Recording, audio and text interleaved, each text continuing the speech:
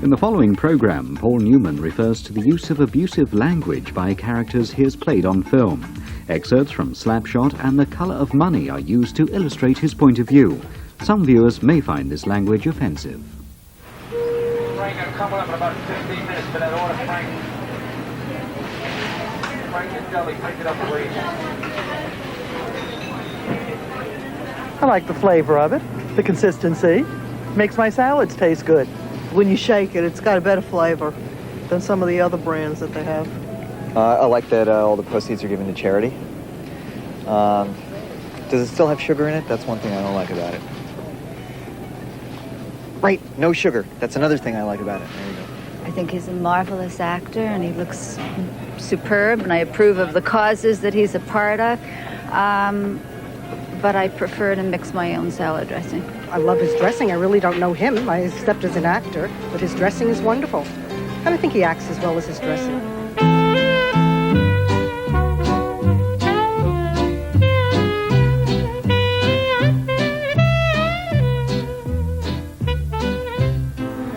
I am 54 stories above the streets of New York, and immediately below me is one of the institutions of the city, a plush and ornate eating place called the Russian Tea Room, much loved by the stars.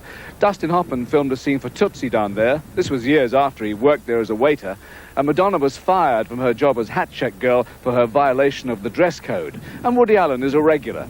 But today, a party is being thrown there by Paul Newman to celebrate the 10th anniversary of his company, which produces salad dressing and other delights for the table under the title of Newman's Own. Today, it's a multi-million-dollar company, and it's the only corporation in the world that gives all its profits to charity. And I'm going to pop down and have a beer with him. Well, congratulations on 10 years. It's a bit ironic, isn't it? You got into acting by running away from business, and now you're deeply back into it again. Well, I think the concept of this thing was a lot more whimsical than going into business. It really just started off as a lark, and it slowly went from that to become a challenge because we couldn't get it off the ground, and it was very much like a character that you unleash onto the floor of the playground and say, "Go ahead, kid, see what you can do." And it developed a personality all of its own and a wonderful kind of insistence, and it exploited me and behaved badly and everything, and we do very good things with it. How much are you personally involved? Well, I'm not involved in the day-to-day operation of it, but the concepts of it, and we don't do very much advertising. We don't do any advertising. As a matter of fact, we do a couple of posters, and they're all kind of tongue-in-cheek, and the lyrics on the back of the bottles are pretty sophomoric, but we have some fun with it. Yes, I've heard that the office has got furniture from a patio, and that the boardroom table is a ping-pong table. And what is this motto you've got on the wall? If we ever have a plan, we're screwed. That's pretty close. Yeah, there are a lot of mottos on the wall, but we had no idea at the beginning whether it was gonna sink or swim, and so I just stole my wife's patio furniture around from the swimming pool, and we had one room that we put in the office, and there's an umbrella, a sun umbrella in the office right now that we sit under. There's not much doing, but it's fascinating business. It's fun, but it does some serious good at the same time. Now, this hole-in-the-wall gang camp, you've got one in Connecticut, and it's for very sick children, but the idea is to give them a good time. Is that right? Well, the idea is to give them an opportunity to raise a little hell, really, because so much of their time is spent in institutions, and to give them a couple of weeks to get away from hospitals and the tightness of the family and bond with kids that have the same problems that they do, not under hospital circumstances, has proved beneficial in ways that we had no idea, really. And we always thought that the kids would be the great beneficiaries, but it's the staff and the counselors and the people that are connected with it come away inspired and changed by the process somehow. And you're extending now into Britain. Hopefully we'll be in Britain and down in Florida and Kansas and St. Louis. We don't know what's going to happen. We're trying to take over old army bases. We may take over a British shell. We don't know. Taking over the world by the sound of it. Because if you were British, you would be Sir Paul by now. It's a nice thing. I could do that. I'd like the ring of that. That sounds all right. Why do you think Newman's Own sells so well? Is it that people are buying part of you? Well, I think they started to buy at the beginning out of curiosity. And it was something that they could refill with other stuff at parties and stuff. And then I think they came back and bought the second bottle because it was pretty damn good. You know how this whole thing got started, don't you? It was a joke. Well, it started as a joke, really, but our family used to go out and sing Christmas carols. And one Christmas, I got the idea to take old wine bottles and just fill it up with this homemade salad dressing. And by about the 15th of January, we had the neighbors who were pounding on the door saying, "Where's the refill?" And so we thought we'd make up 300 or 400 bottles or something. Then the government said, "No, you can't do this downstairs in your basement because you've had horses down there." And so we had to move out and find out about shelf life. And did it taste the same when the horses went around? No, it was better when the horses were there, actually. We had flies and stuff in there. But... Now, your other career, of course, is still being pursued. And the latest was Mr. and Mrs. Bridge. And we've just had the Oscars. And I've got a quote here from the London Daily Telegraph, which says, if the Academy does not give Best Actress to Miss Woodward, there is neither reason nor justice in their deliberations. Was Joanne philosophical about that because she didn't get it? Well, I don't think there's any other way to be except philosophical. That's the way things happen. I don't know. I've never found a very accurate way to be competitive in the arts. I don't know what yardstick is used, and I think that's one of the reasons I think I got into racing is because it's very clean and very defined. I mean, you either come across the finish line first or you don't, and that's the way they allocate the prizes or whatever it is that they do with them. But Mr. and Mrs. Bridge was her own project originally, Yes. Wasn't it? Yes, it was hers, and she was originally going to do it as a television show, and people started accumulating, and it went. It became a movie. And how did you get committed to it? Well, I told them that there wasn't a chance in hell they could get a good screenplay out of those two books. And if they did, I would be not only pleased, but staggered to be connected with it. And I was very wrong, because the screenplay was just recognizably superior the instant it came off the presses.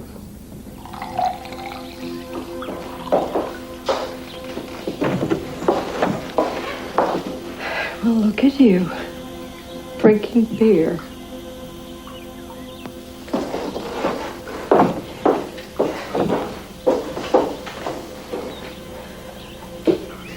Walter, I know it does not matter to you whether or not I have given my whole life to you and the children.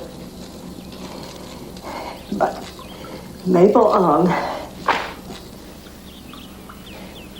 yes, Mabel Ong has read my horoscope, and it says your emotional destiny is to express yourself through love and self-sacrifice. All right. But no one can go through their whole life without some kind of appreciation. And most of the time, you don't seem to even know whether I'm dead or alive. That is not true. I do. Do what? You do care for yourself, and you do care for your office. Sometimes I think you think more of your secretary than you do of me.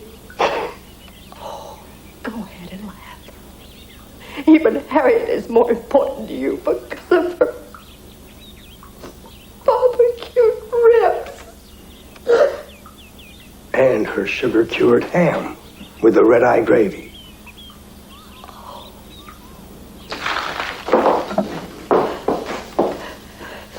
I'm getting a divorce. I have made up my mind, and we can discuss it after you have finished enjoying yourself. I can wait. India, What? what in the dickens has gotten into you?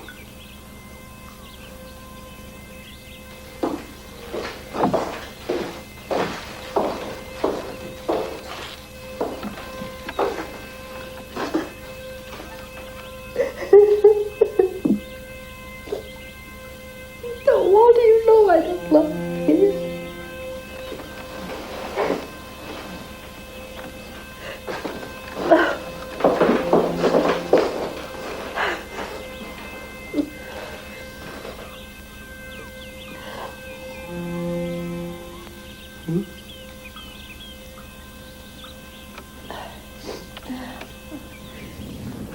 Now, he, of course, is the autocrat, and she is the repressed wife. What kind of comparison would there be to the real-life relationship that you have? Well, in the movie, Mr. Bridge made all the big decisions and Mrs. Bridge made all the little decisions. It's exactly the opposite in our household. Joanne makes all the insignificant decisions. Like, well, where we're going to live, and where the children go to school, and if I like a script and she doesn't like a script, I don't do it. And I take care of all the big decisions, like whether we let Red China into the United Nations, and tidy things of life. And it works. You've said, I think, that for two people with almost nothing in common, you've done pretty well. You stick by that? Well, we must have enough in common down the pike somewhere. We get, we've had difficult times, like two people who are very different, but I guess the payoff must be a lot larger than liabilities. Because you've made something like 10 films together, and you've been a husband and wife 4 or 5 times in that. Is it, the fact that you are married an advantage or a problem? Oh, I think it's an advantage, because I won't let her get away with any of her tricks, and she won't let me get away with any of my tricks, and I think that works out artistically very well. But particularly when you're directing her. Do you feel you have an unfair advantage then? Yes, then I become Mr. Bridge, and I tell her, you get over there, and you get over there. No, it's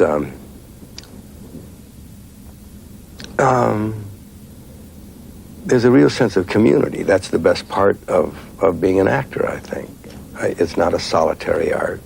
And you feed off all of the artistic elements that go to make up the artistic community that you're functioning inside of. And that's why bad suggestions are met with the same kind of enthusiasm that good ones, because a lot of times wonderful things come out of bad suggestions because you go in exactly the opposite direction. But we do have fun, I must say, working together. And I wished we had worked together a lot more. When you started your racing, is it true that Joanne said, I'll come to the races if you come to the ballet? Did you make that sort of pact? Well, I don't know that there was any specific pact. The rule had always kind of been that we attended things that the other person did. We didn't spectate at things that the other person was enthusiastic about. But things change; they get bent a little bit. But I enjoy the ballet now, and I enjoy the opera. And she's come to terms with you racing, or does she actually enjoy? Well, she went to races for about 18 years, and then she said enough. So she doesn't go to very many of them anymore. Did you feel ever that the job got in the way of being a parent? Oh, yeah.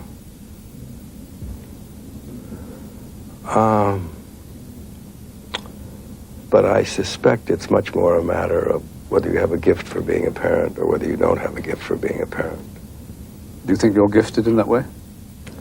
I'm not certain that I'm gifted in any area, to be honest with you. And I don't, I'm not whining and complaining about that. I look around and I find out how envious I am of other people, and so it's the measure of my discontent, I suppose. Sounds a strange thing to say. Well, every reverse side has a reverse side, doesn't it? Because Joanna did it the other way around, didn't she? I mean, she did become a parent and not do the job. So it's been the opposite for both of you, really.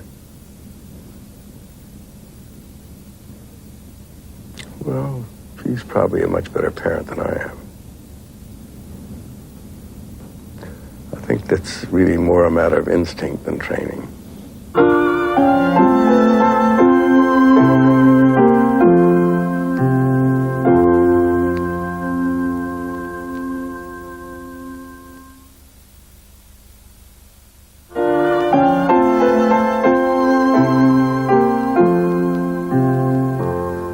Now, we were talking earlier about Oscars, and you had 7 nominations, and you got one for the verdict, of course. And I think the New York Magazine said the icon has become mortal. You did put your image on the line a bit for that one, didn't you? Well, I don't know.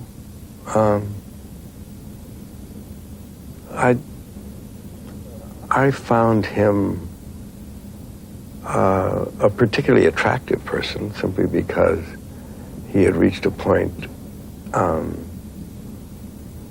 recognized that he had reached a point where he would either have to do something or not survive. And redemption is a very interesting and irresistible. It's like revenge. It's a good ingredient. Yes, it's a wonderful ingredient. I came here to take your money. I brought snapshots to show you so I could get your money. I can't do it. I can't take it. Because if I take the money, I'm lost. I'll just be a rich ambulance chaser.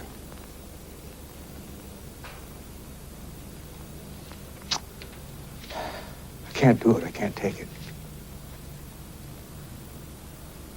We may discuss money, Mr. Galvin. How's your law practice? Not too good. I only got the one client. So you won it, as you said, for The Color of Money. And do you think that is your best performance? Well, I don't know how you rate best performances. Some performances are easier than others. Some performances you start with more than other performances. Sometimes you start with a mediocre script and you make it almost good. And I think the actor has got to pat himself on the back more for that than for something that started off with all of the foundation and the underpinnings underneath it, and a great flamboyance, and something that was stage-worthy right from the very beginning. So I don't know about best performances. I think probably the best performance I ever gave was in Slapshot, which is a movie about hockey. One that your fans were shocked by.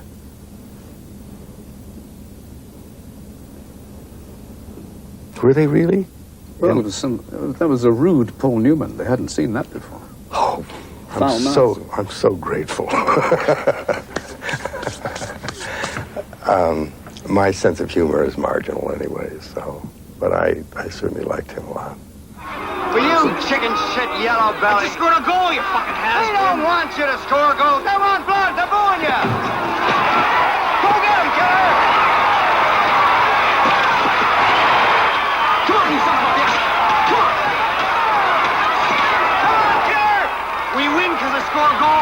my ass. We win because I make them crazy. Come on, nail him. Well, you don't make me crazy. I will, because you're bent. You want ice time, you come and tell me when you want to play it my way. I hit it.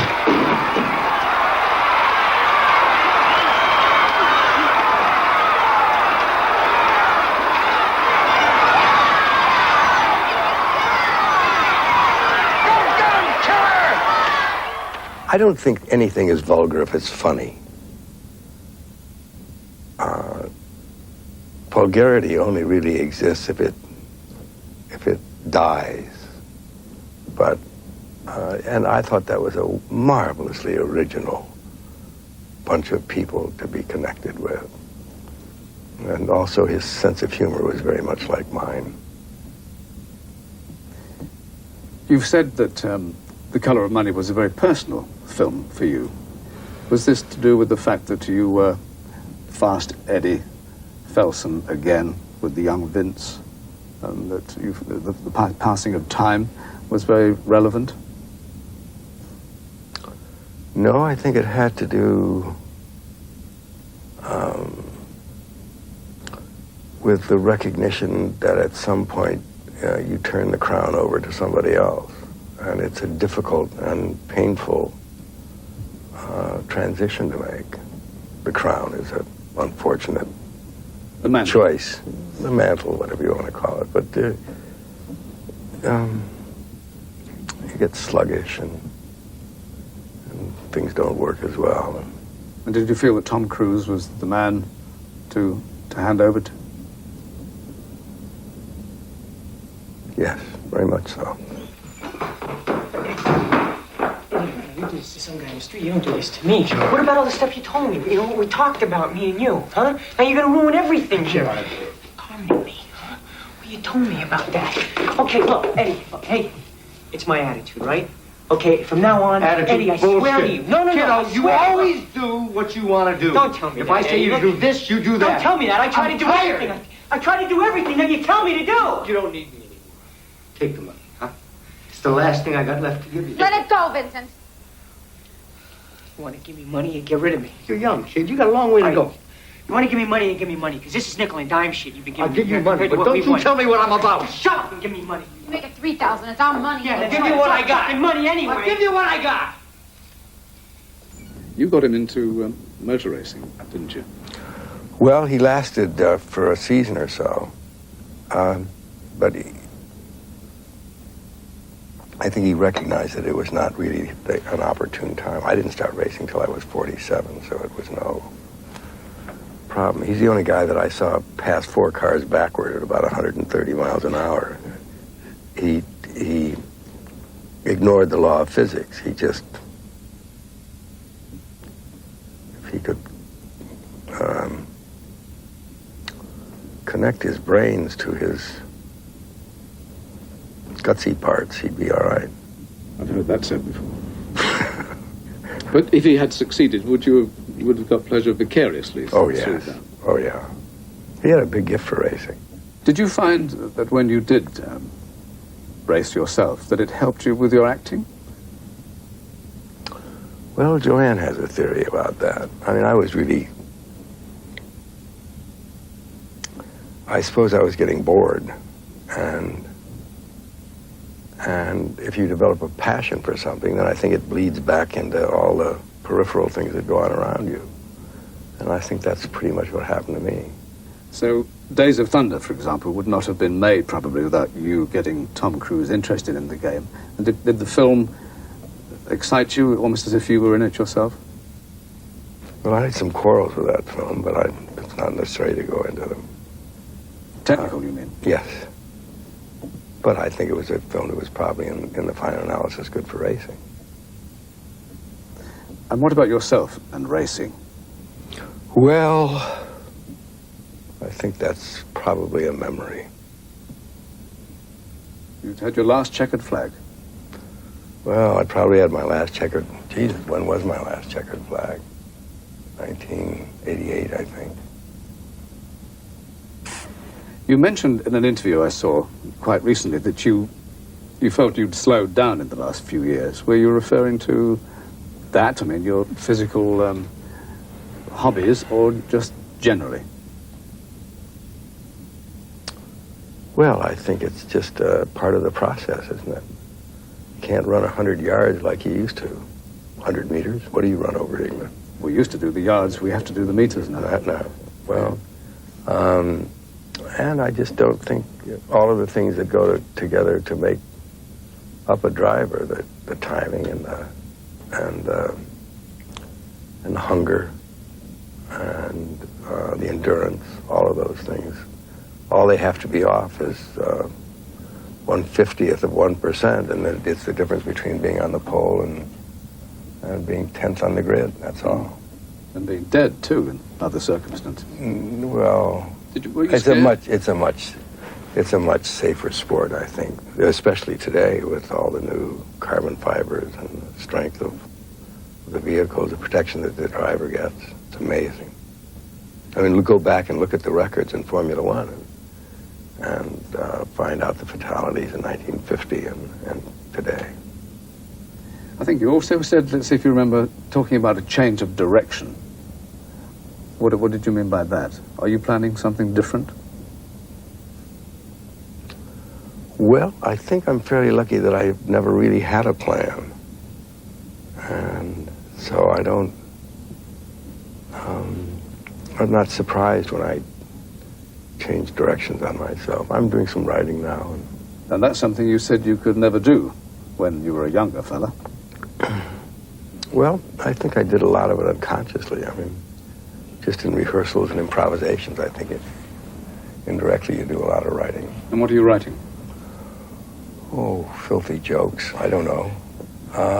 An autobiography, maybe. A couple of screenplays. Well, that's enough to be going on with. Yes, it's kind of fun. Incidentally, the best part of it is it's a solitary work. You like that? Well, I'm beginning to like it. So that changes as well. Well, you're less gregarious, are you, than you were? Or were you never that sort of fella? I remember Joanne being on the Phil Donahue show, and at some point I was watching her, and Donahue said, well, your husband, he don't exactly jump out of the cake at you, does he? So, but well, the interesting that you discover is that the light that you think comes from you is not the light that other people see. And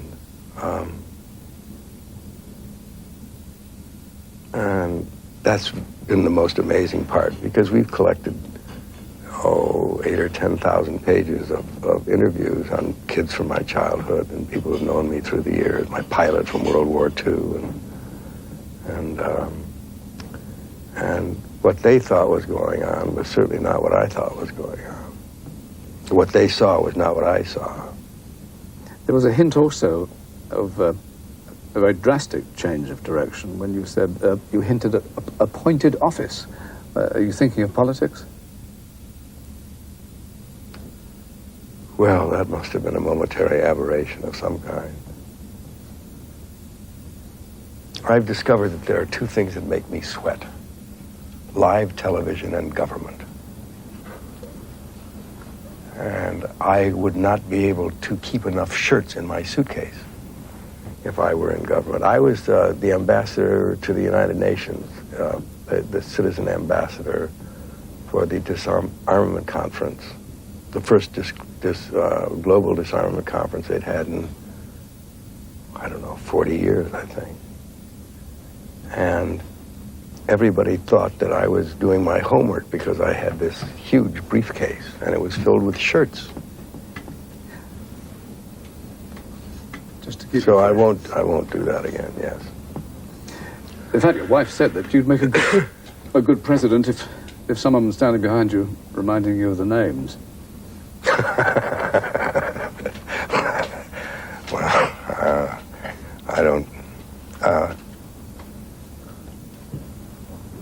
I don't think it's not uncommon knowledge that I didn't see eye to eye with Mr. Reagan. But I think that the final act of arrogance is when you run for an office of that kind, with that kind of responsibility, and you know in your heart and your mind as well that if when somebody runs a complicated economic theory by you or a complicated military strategy, that your brain goes cross-eyed on you and you still accept the job because you think you could win, then I think it's a sorry lapse of moral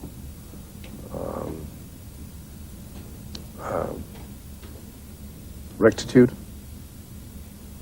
That will work. I thought of the dream ticket, though. You and Redford, Butch Cassidy and the Sundance Kid, run America. Well, they never killed anybody till they went straight. So there may be some method in your madness there. What do you think? Not so good. Can you take the two on the right? Kid, there's something I think I ought to tell you. I never shot anybody before.